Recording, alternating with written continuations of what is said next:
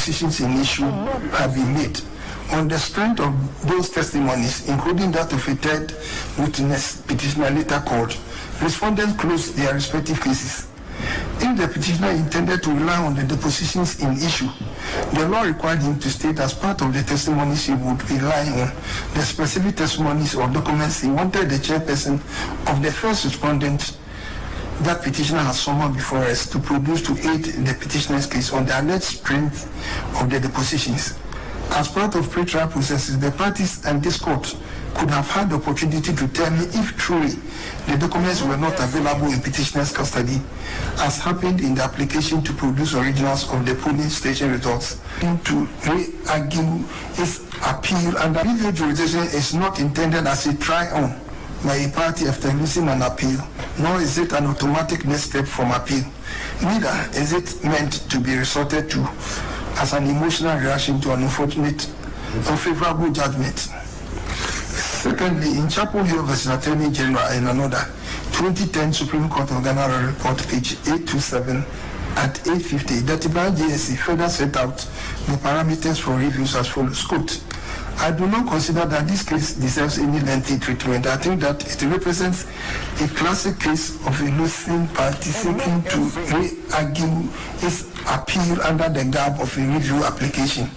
It is important that this court should set its face against such endeavor in order to protect the integrity of the review process. This court has retreated several times without number that the review jurisdiction of this court is not an appellate jurisdiction, but a special one. Brofo ya utenyi na ayete mwafo pene watene dwem no kaba suku anase nyansafo nso a etena asem no so wone Supreme Court no Justice Kwasi eni yeboa na chese petition no nsem osade ko ene ato Vancouver ne mu amadu edubrum asato nsuom Nekrakasiye ane yatinkonyo so ade dan wade hye yeto so na yade de esi wo court na mu nkyiremu atan hade wutia yenya abotre na brofokasa na ebubu mu ade abakase akankase mu na yakiremu mu wate ase yewie wansoso mu akwanya amadu adwenkyereba tino enya ho kura de hawo de tete wo no fanyamiso no nuodo ka ho asem so hono sabe ye bitimi akoyanim na lawyer Dr. Dominic Ayeni waka NDC a lawyer for no meche petitioner Imam Pendra John Dominic Mahama a lawyer for wayi waha wo mo anase ono mo enya kasase so mkosi na nemo Supreme Court no lawyer Dr. Dominic Ayeni udi motintimaya enya samkoto akura na Omanfm beka ya bosumi ewo mo deto so dunsia ana no sentro kansa na ne bu fuye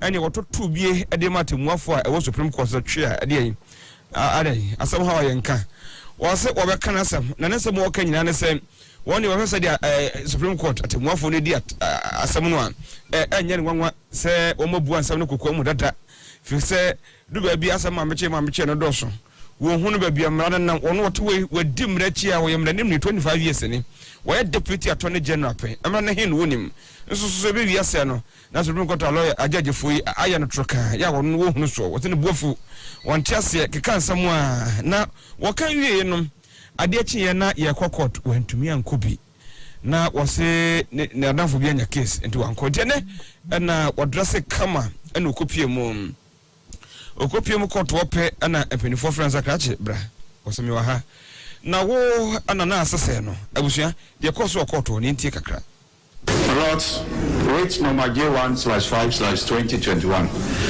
Article 64 of the Constitution and Supreme Court Rules 1996 CI 16, as amended by CI 74 and CI 99. Amended presidential election petition. Presidential election held on 7 December 2020. John Dramani Mahama versus Electoral Commission of Ghana. Nana Adudankwa Akufo-Addo. Dr. Dominic Ayeni, Contempt. Lord, Contempt present. Are you represented? Yes, madam. The council may you respectfully announce yourself. Frank Beecham appears for the Contempt with Kokobram Lami and David Beecham. Honorable Dr. Ayeni, please, you have been summoned here by this court to show cause why you should not be committed for contempt. Yes, because on the 16th of February 2021, we made certain statements which were very, very scandalous of the court. Sorry. Yes, we've exercised restraint in invoking our jurisdiction to always be committing people for contempt for obvious reasons. The other time, I think you were here when I drew the attention of Mr. Frank Davis. I think so also, yes, Lawyer Pong, then narrator, the former learned attorney general. I drew the attention and they stopped. But then, from nowhere, you also jump onto the free end. You made certain scandalous statements in which the bench thought that it was least expected of somebody who held a very high office as the leader of the bar when the Attorney General was not present. The bar association is just an association, but the Attorney General is the head of the bar. Yes, in every common law jurisdiction. So that is one of the enviable positions at the bar. The lead counsel was a president of the bar, but Attorney General, somebody who has acted as Attorney General, is the head of the bar, not the bar association president. And we want you to tell us whether you did say those words. Then you proceed from there. My Lord Chief Justice, I did say those words. My attention was drawn to the fact that I might have crossed the line by Mr. Frank Davis, and Your Lordship, on the advice and consultation with my counsel, I have written to the court rendering an unqualified apology. I delivered that letter this morning to the Registrar of the Supreme Court to bring it to Your Lordship's attention.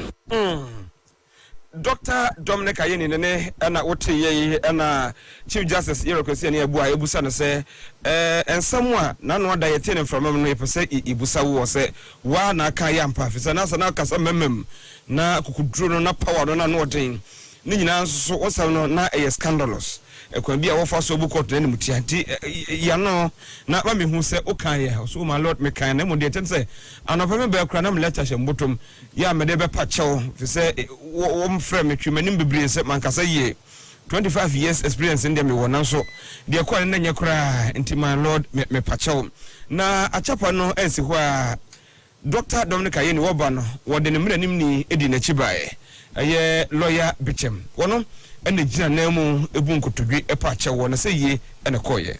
My lords, with respect, our client has no excuse. Personally, as lead counsel for him, I was very disappointed at the article that I read last week and was deeply distressed when he called me last night, and I thought it was because I had made certain disparaging remarks expecting some action to stop this canker in the profession. It was to tell me that he had realized the error of his ways and pleaded for me to join him to render an unqualified apology to this court. He makes no excuses, rather he admits he is wrong and has been wrong. He deeply regrets the harm done to his profession, the disrespect shown to the court and to also to the country. I have his instructions to render his unqualified apology to every member of the Supreme Court and indeed the judiciary of Ghana and the legal profession and of Ghana that he is awfully sorry for what he has done. He is deeply remorseful and he deeply regrets what he's done. So, my Lord, our prayer is, yes, truth, justice has to be done, but we ask you to temper justice with mercy. Lord, you are a former president of the Donor Bar Association, is that right? That is so, my Lord. I have been worried for some time now, listening to people granting interviews to the media, not any ordinary people or lawyers, but people who have occupied very high position in this country. And we have to decide where we want to go as a country. In my view, the only reason why Article 88 of the Constitution, or the only ministerial position which is provided for in the Constitution, is that of the Attorney General, is that when you are appointed an Attorney General, you appointed an attorney general for the whole country. A party or a president may appoint you as attorney general, but once appointed, you are the attorney general for the whole country. And you are to ensure that every citizen of the country is given justice or has access to justice and fair trial. So when I hear former attorney generals and deputy attorney generals mount or grant interview and make certain statements aligning in no uncertain term to one political party, it's something that worries me. As a former president of the bar, I think you have to open a debate in that area about the proper role of attorney generals or former attorney generals, having regard particularly to Article 88 of the Constitution 1992. Enti lawyer Bechem wono ene kujina mu former president Ghana Bar Association wono ene kujina mu pa chaw edema Dr. Dominic Ayeni nano ene temuafo baako catch de se mudwumedi amudie no eso toda wote se aloyafo ne biene sentwofo kasa onframam na ya na hano ekwan bia ya na aloyafo ne bifa so chechensemu ye begia sana semra ne yesire trust enti ne beya nkomu open debate kase pa wo ho na ochi no atemuafo no ehye Dr. Dominic Ayeni se onkonko pa chew na yentie no kakra. What we can do for your client is to let him go back and purge the contempt. Yes, he spoke to the whole world on television. Yes, he should tell the people that he's very, very sorry. What he did was wrong, and that is all. We are not going to find him, we are not going to give him a bond, but at least coming from somebody who has acted an attorney general, if we don't take any action, it is going to send dangerous signals elsewhere. That is all what we want to do for him. So if he does it today, the court will assemble on Thursday and just strike out this matter. That is all. We are not exacting any serious punitive measures against him. All what we want to do is for your client who has confessed to whatever he did to he just go and apologize for the harm that he has caused to the profession and to the bench. Chief Justice, his lordship, just go see any buanene and out here and was a debate to a mano and it's what the call and from Mumba Bugina. A can someone penicillin be just a buanahani jano. Na Uncle Pacho, up chapel mudupa. Na Opacho we crown a jay or don't for your drum yawada. Yes, I better say.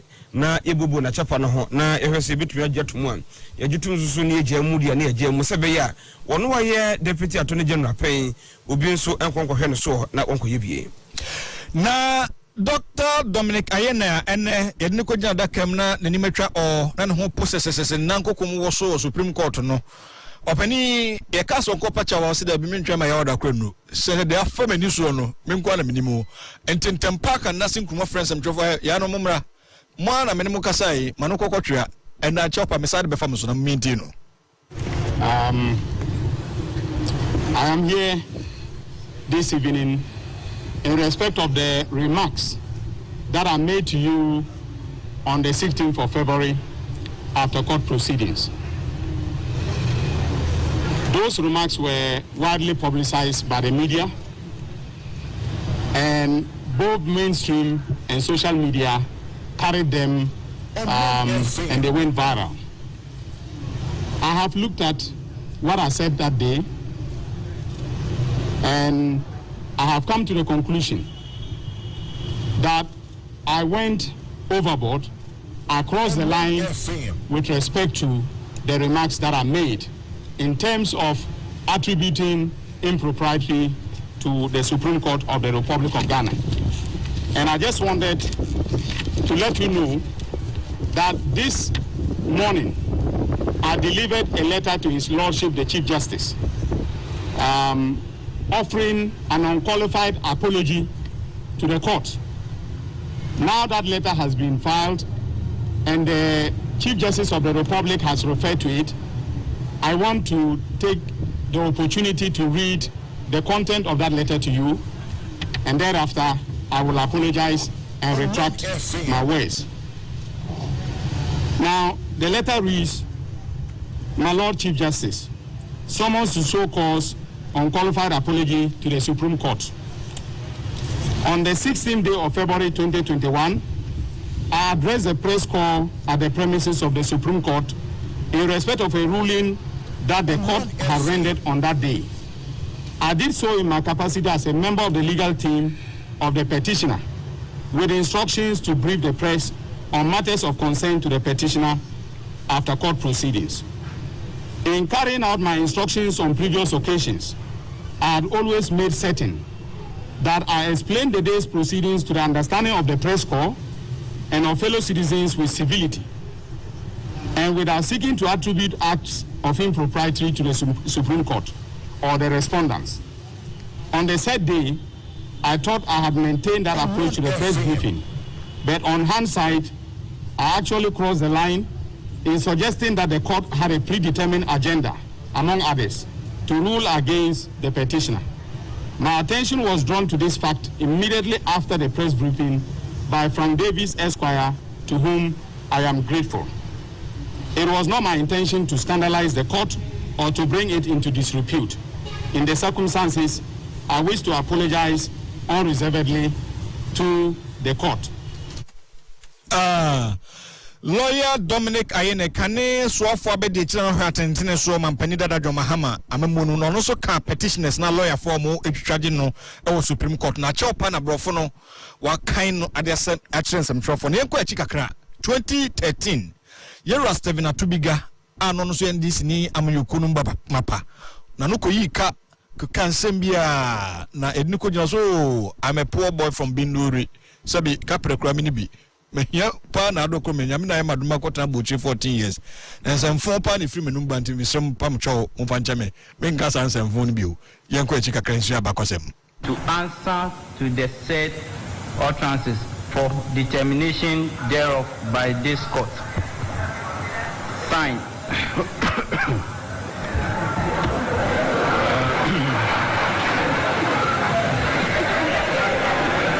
Order will summon him.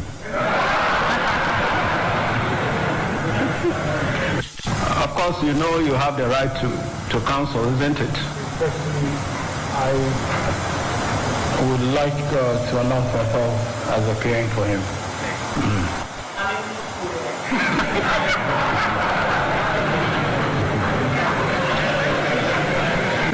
Calabash full of Kupito. So you take full responsibility for your conduct. I'll pick and choose my words carefully, and I humbly plead that temper justice with mercy. Thank you, ma'am.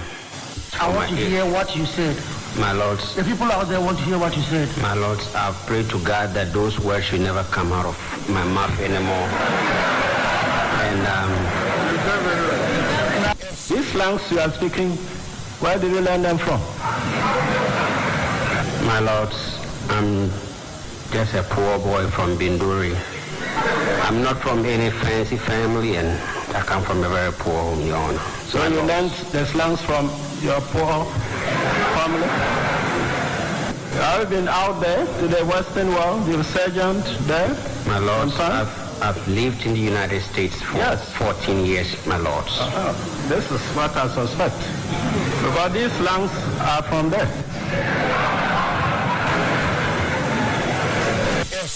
You don't think of coming to the bench to serve also. Politics. I will lose my personal freedom. Some practice illegal political galamsey. They have committed young contempt. I was any kotie kaka ye ho obra Yera Steven Atubiga ono so na no koyi ni kasa na Justice William Atuguba che se omo etotototo ho a du be bi se be ma aboto adu na kokomo sasa yakwa homa no so ensa kan lawyer Stephen Kwame Asante Bekwen ono so edi mremu akotene acheyi pa ni nua lawyer ni na nanokoyi nika eye lawyer Dominic Ayene ema na edi contempt answer no ni di nkomo ha no sesa asem no scandalous nche say asem egu court no hufia ebetimi atwena bo so ampa mpanifo atwena bo so ene odi ho acheopa aba council wotien kan oma no kreka se bo so ni madwe now owa nene katachi akra na mpombo ko de na me adum mpombo ko na mo so ye hu ye papa odaroma court asem de ehyiase ne wa de ne akoso eye contempt ani udi hu nkomo bia na wo kase nsem na waka na mpa ogu court no fia mpa court nso atwena bo so ma ne ode acheopa aba kwa proceedings no course no le kwa so anno me fa apenya so ntia chiefo nyina so na menka se se de ye hwe petition na kasa da se enyama no kika ko ewi ankasa kosi se efedie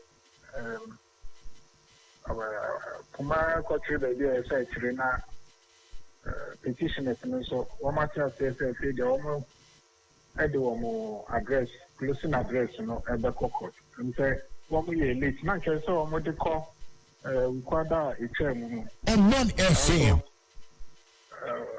wo mo petition advance motion bi anoma a filing ki wo mo ntumi anko na wo ma besre kwan enne ama court na mo kwan so se efe do mbitumi de wo closing address no aba necessary anwe chino the akami eye court so obema the judgment na bibia everything na anwe chino memba ba contempt atemu so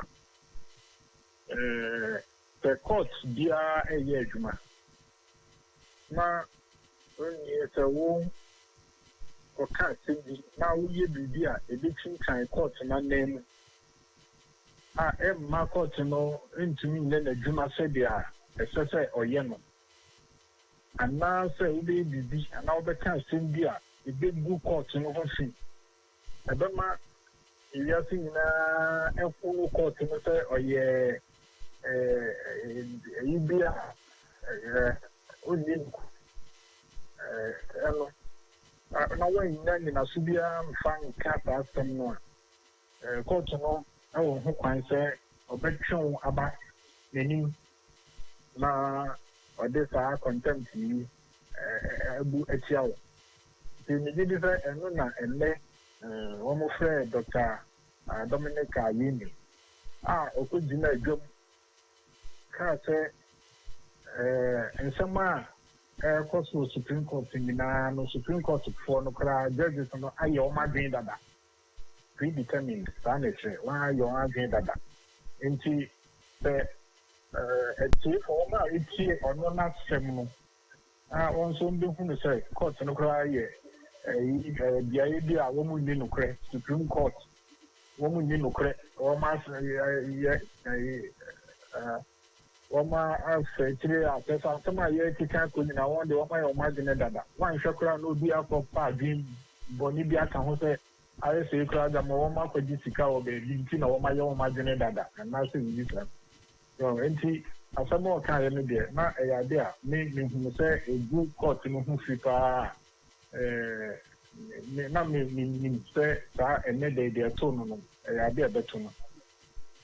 Me keep the year, say, the set tension, not a war 2013 dear no more. Any nipabedo a court no train one court apart from Samuel Ku or train Yura when you be because John or train Atubiga or train great journalist on the card they didn't go to moon and from the they didn't go to moon 10 days being added. The 15 of be Yura can crunch him. It's not tension no so 90 every say me na can this time around no Supreme Court no so say o ma jojo kakra some petition no meeting na no jojo kakra tension no bafem social, apart from general warning, there are few lawyers being.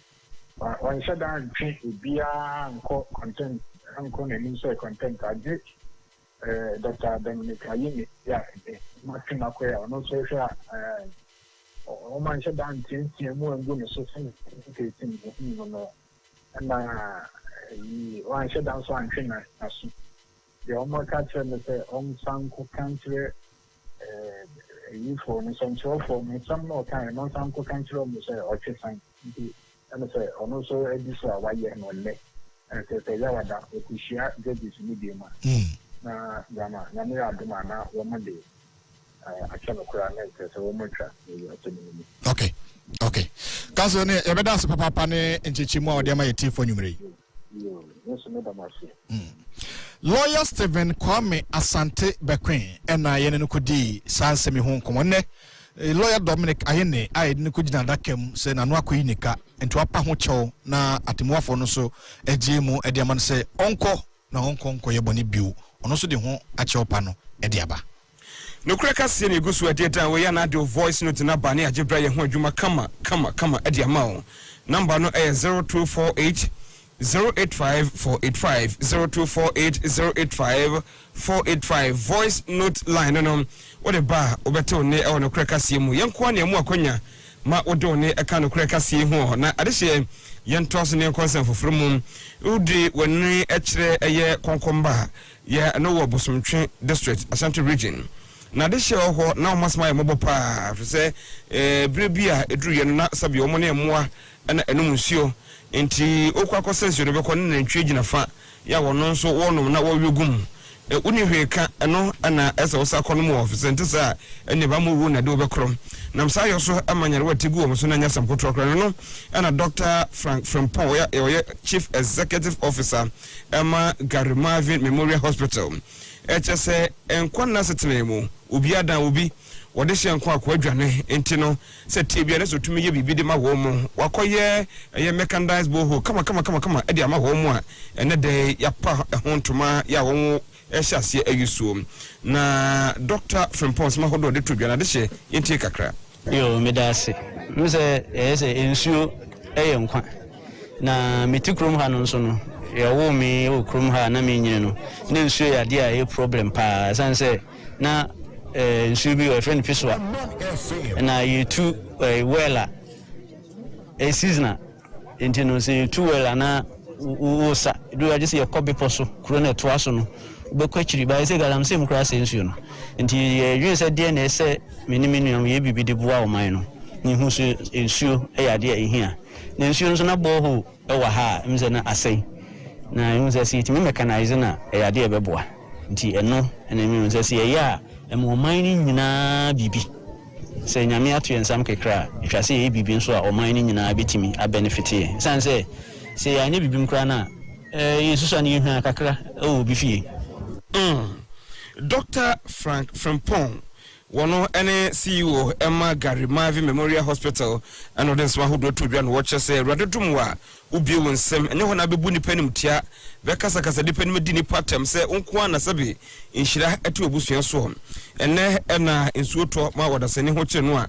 ewia bebo ama no ma atuma yi ama no na no si yepe na na woduro eje pene ya wo ye konkomba hene wono to so du ba kon wode aseda PSC ama Dr. Frank Frimpong de okanyina ne say wada no ase papa se wayi omu efra ho kire mu de me ka kire o ma ne se ni nyame din da o ma se yo se ini pe nyina ne wo nkaye yo nyina ne wa adwen se me muska me ko bo me kuru yo ni ska no mo pa nse de yo no me de no ma no ma mi ani yo wo de pia bontin ma ne nya nsu ya yo asita ni dan o obusian de msi nyame nshika yo ade ma o yefuna wo ba no Jean kusa.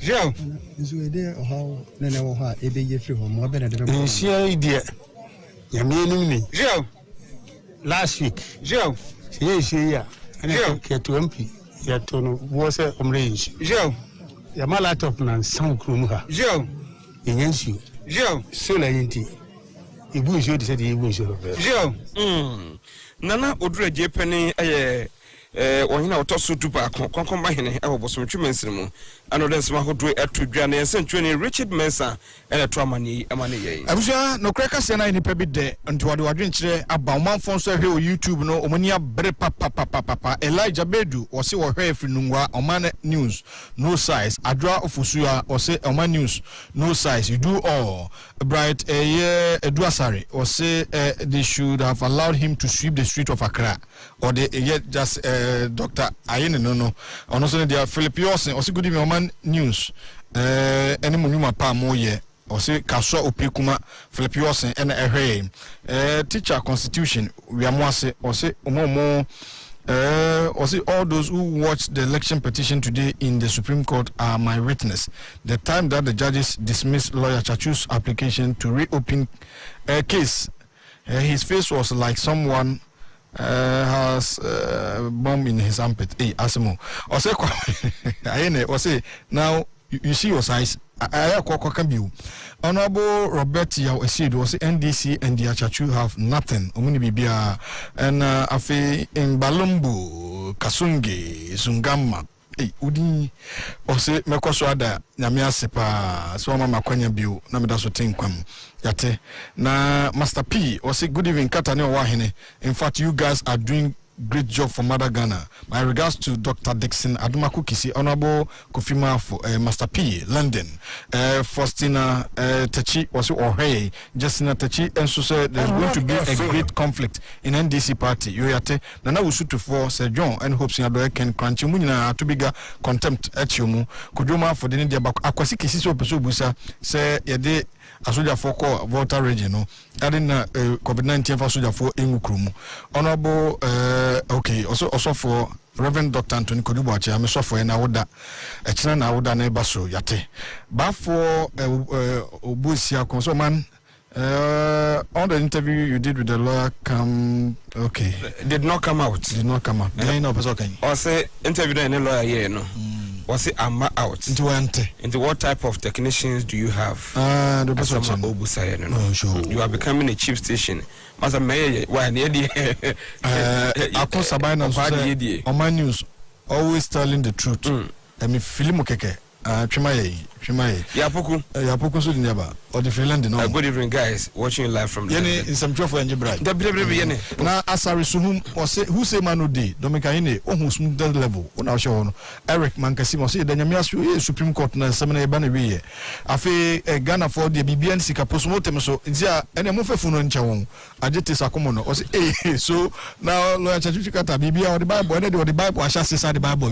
One is in Yamino, Yamo Eric, I am from Madina and Williams, Eddie Freedom. Suma say, hey. Ghana for be fit justice at Tuguba. Domekaine, oh, by this and Kawapai, ya bon pampers. Ka Obama Kunanko. Supreme Court judges with Papa no Yamisu Mopa. Before we interact on your concord job from Katromra, na said Yama Unyan and Tiano, na yeka and Sembiafa, a year prosmotem. Prosmotem, but have been the day, Navra Hosama Bebe Diane was a Yanamonka Mammy. Na dear Drone Eddie, Micron every moon.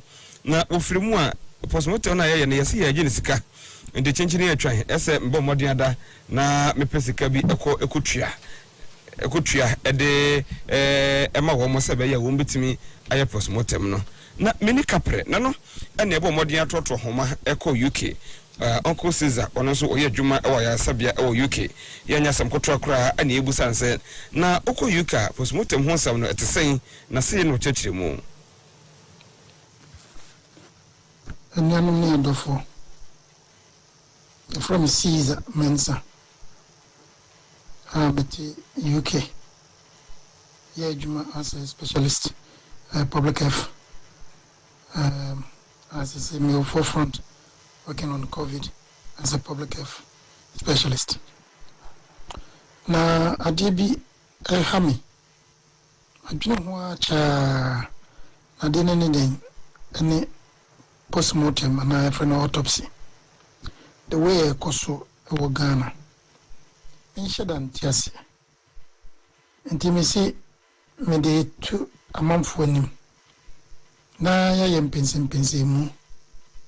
I should say the way postmortem autopsy or Ghana a quiet first week no any who adio no say ne kwan so no and to say na ye bie ni de na ye fesi wa because wa ayemu pensem mu nkofo sha say de omo nsam ba omo chese me so me sheku ye na autopsy say na metua ka ne bebre ye busu da e compile nti na ye disi ha na odofo nyankropo ya doma e chanda no obeche de ye no UK say de ye no ye gisika na se ye sika abana bo ho ka na setesen na mpo autopsy ne ye amfa so ben na ya na eba wo so mo Oman no na nipa no so a ye no autopsy no anase nipa no ya ye no autopsy na busuafo no de na ese wo mo so ayo ne nyina ye nsam a ye beje bre na ye wura mu ye nya boafo nkrato emra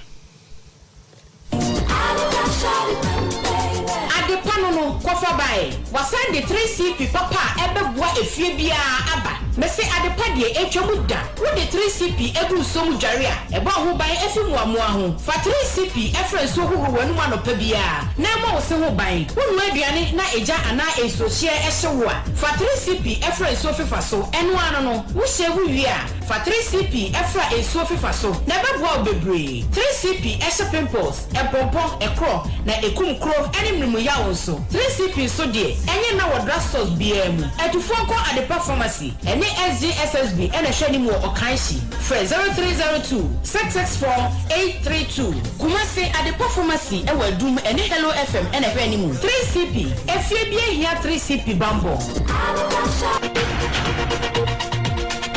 The Time Center, Yakobe Bia, the Flepi Ecosia Toye, Yankwane Yama watch a heart rate monitor, na etsewa kuma mpendo do ebo, a water resistant, the credit in the calendar, hand wash and saho bremo, and sogo sukra and say, Ubenya designer watch with say Casio, AP, Kenneth Co, Rolex, Navy Force, Amani, DW, Makiakos, any designer watch a hoto, Boga.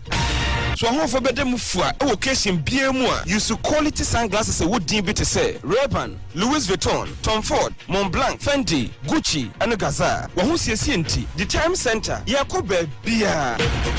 Your Makola shopping mall. Any Methodist book depot the boy anymore. Gate 8. From Homotrofona Jinchemo 0244 365 456 0260 830 800. The Time Center, the master of timepiece.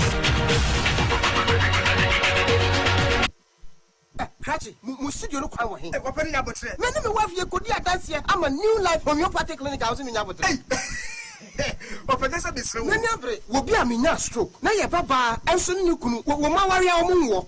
Na New Life Homeopathic Clinic asa ye nyina yare ama ye ho atoye ya. Aden na mo ma ye kwan emfa by force enko studio ho kodi adanse.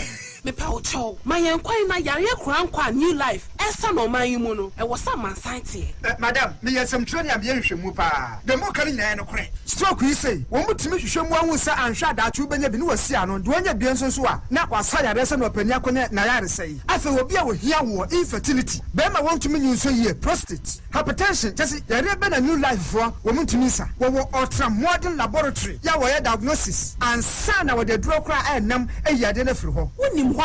Oh, they say New Life Homeopathic Clinic there. So what pa and Abama Yadi at Trauso or Dansuman first run about to her at Wabenkin Solomon. Phone numbers here 0244 093 595 and then 020 333 5439. Omanfm mutie me na nadia media semden nam obia wo si dan onko da mako roofing na wonko ginchense papa emoso na da mako nchense no eche efe na ye papa eye magana wade ensuransu ensurawia ensura punchene enye pentima minto enfe di nso da mako enwo di leasing premium wo shele technology nchense papa ye di bodan so aba o aluzinc galvanized afi aluminium roofing to self lock IBR, IDT, and the Kekam. Uta, Oman 20 years warranty. Obia the Marco roofing. No kojin chance, Papa. And for money dance. Or go mobudumbura. Liberia camp. Yeah, banka so. Now on a triple X restaurant no any D and shed. Or on Krabatani be a denta. Only one senior high school D and shed. Accra, Zongole, Ablekuma, and Afi, Swedru. Mofa was 055 3963058. Ana 054 6125827. The Marco Roofing, your ultimate roofing partners. Mon pay 1 year.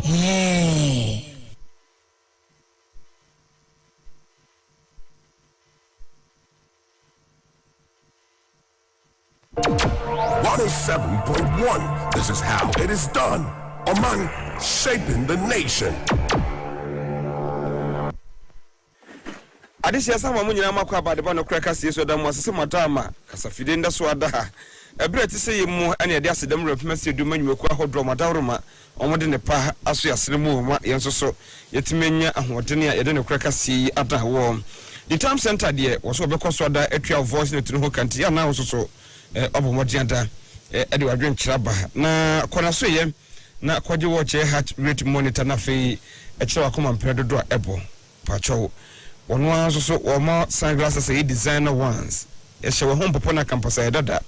From 0205 355 884 0205 355 884. High Lady Virgin Herby Intimate Wash, women companion Madi Jadiem. Candidates in a titi was or bar and carbone and pleasant odor. Vagina itching, vagina discharging Nada. Oboa for a High Lady Virgin Herby Intimate Wash. A quadrigana mankwa into your bar man sankabi. Na onso so koso ade uhene na ko anim wasetene mum o ka she dragging ye kwa kotun do sopo kinso keba repair ba ko bedia ne nyina wonkra ha blessed reke ni bit royal de wo mo kuma se santamantamu sada tuna tema ye ko her shop ye papa ba ko pe e wo tema ene wo tema 25 pv every run about and it probably so down in tem e ho na little George her shop butio okwa benya High Lady Virgin Herba Intim to wash any organic product ahodo both local and foreign fantoma body dia no mo na so tumi ko anim pa so no wo mo dura wo de nyamso no nuado na de ma wo ntiri wo ha biada eni akire abusia vidanka so ye ne adre Dr. Victor Nanadankwa eto nsafrewo de okanyina ne se yade biada ne atasofo asase so eni adro na wunya ne dura ana ya na wo de wo hyabresha ba mo wo nsamo de woka nyina ne se mmahwerema emfre wuwo na nkwakwan da ho aya no afaso woni covid danka so ye no edinkunum die ne momumu na ekofie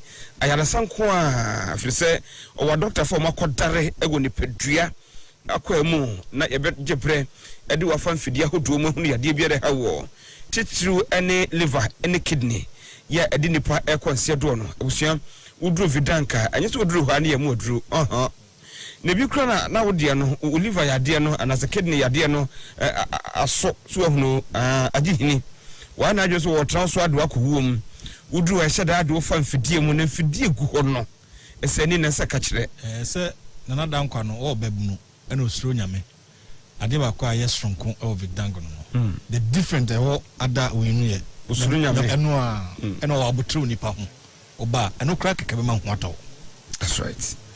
Enti oteye ebuso de pese ka tro nyina ne se fatty liver, kidney stones, hepatitis B, nyunuanum nyina da fakọ ne yentenete enfama na yade abasese no se mpeni ka se we are not in normal times ebra ye wo mu toda malaria kra ye wono ahwe ya beka se abodua emfa ni agro mislew covidank na yade ne ntu ase ma prostate enlargement bema ya sha okatita ni daswasa bonsa no abrabona bawiye wasraw brana akontuo no omo hode na foto so hypertension no yenum nyina da utu ase ma wo mpacho penetra consumers real the Coca-Cola runabout Fidelity Junction or Standard Chartered Bank chi for 0549 951 211 and as a 0502 661 346 WhatsApp line 0273 131059 and any WhatsApp line.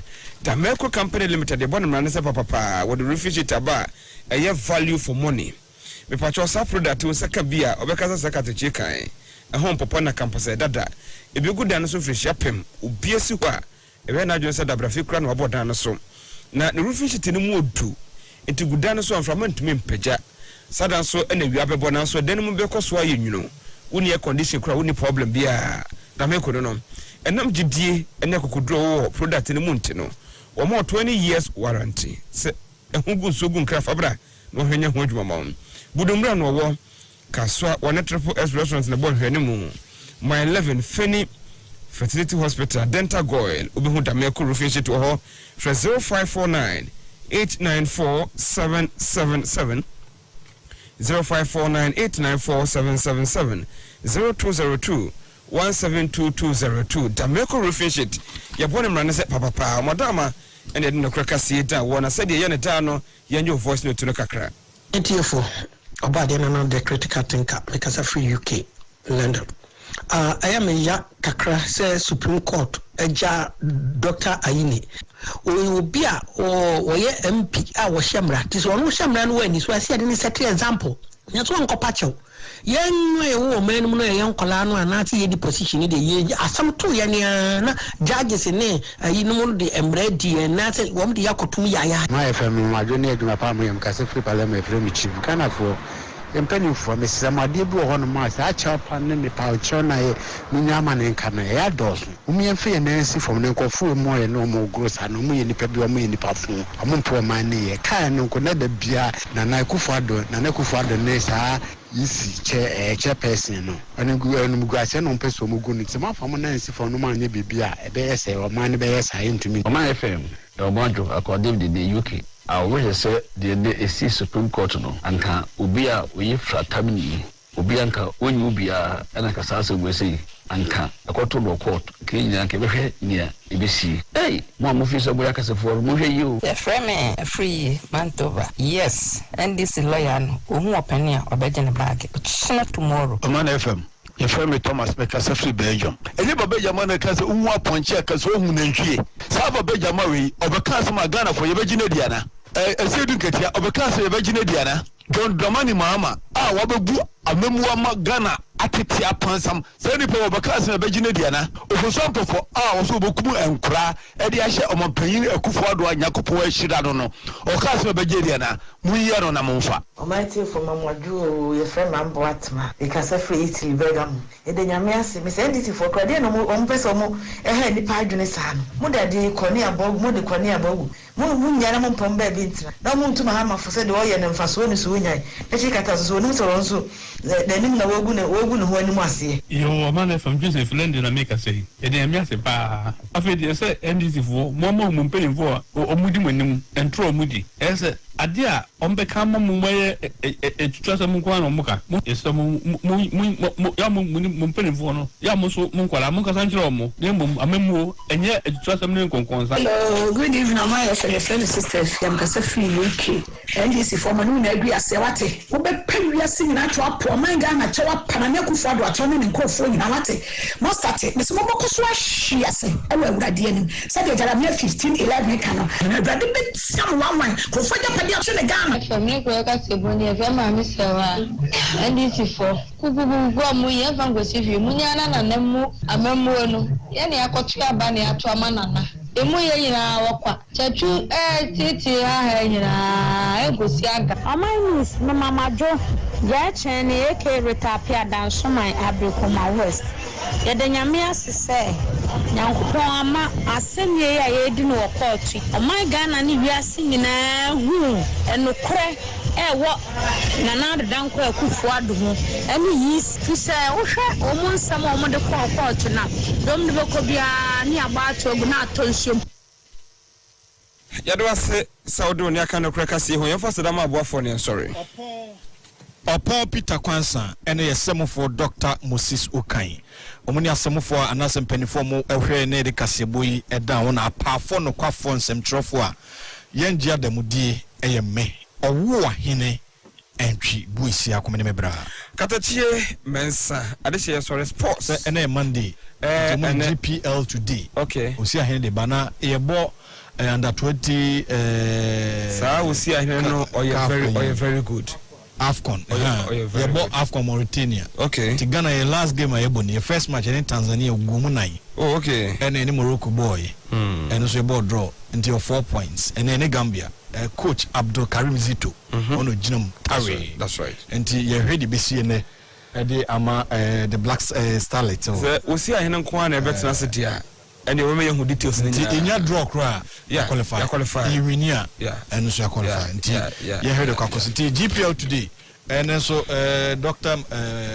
Makejin so beba we are definitely okay better and on make am definitely na we ready Doctor good evening I'm sure you need papa oboduma mfidi o si ahene de oye adwuma akwaba akona ke de bebo nwum ba Makejin ho no na mkuhu Oh, Dr. Makeji, you came more than Suma, but in fact, Yamishra. Yeah. Doc, oh, abutre. A radishano, or dream nipa home. Yes. And now why am she shaman nipa? Yeah. New life. Maybe a Saturday, and I'm in Tanya. Oh, was a Mentanya Saturday, but no, we nipa. Also, we are chinchine. But, oh, Dr. Makeji, Oman Bibi Dinomio, you need to be in a Cucutino. If you should dream, what Timmy Fassi. Only capre. Now, also, if you remember from Soyare, only a real question. Oh, for a teacher. Yes, sorry. At the panel, Kofa by was sent